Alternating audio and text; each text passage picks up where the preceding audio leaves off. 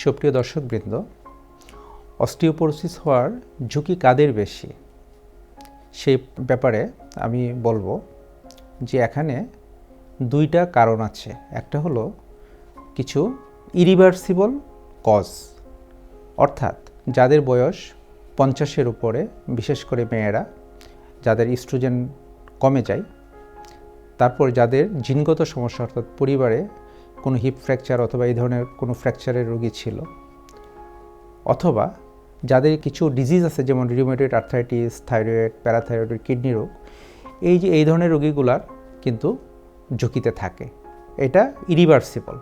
আর কিছু হচ্ছে যে রিভার্সিবল, অর্থাৎ কিছু প্রবলেম আছে যেমন খাদ্যাভ্যাস, আমরা খাদ্যাভ্যাসের মাধ্যমে ঝুঁকি এড়াতে পারি। ভিটামিন ডি, ক্যালসিয়াম সমৃদ্ধ খাবার, ব্যায়ামের মাধ্যমে শারীরিক নিষ্ক্রিয়তা কমিয়ে, ধূমপান, মদ্যপান বিরত থাকার মাধ্যমে, তারপর পর্যাপ্ত পরিমাণ ঘুম, টেনশন কমানো, এগুলোর মাধ্যমে কিন্তু আমরা এই ঝুঁকি কমাতে পারি।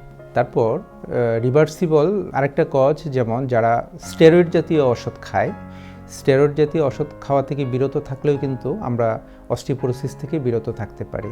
এবং যাদের বিএমআই, বডি মাস ইন্ডেক্স যাদের কম, তাদের স্বাস্থ্য এটা একটু বাড়িয়েও কিন্তু আমরা ঝুঁকি থেকে মুক্ত থাকতে পারি।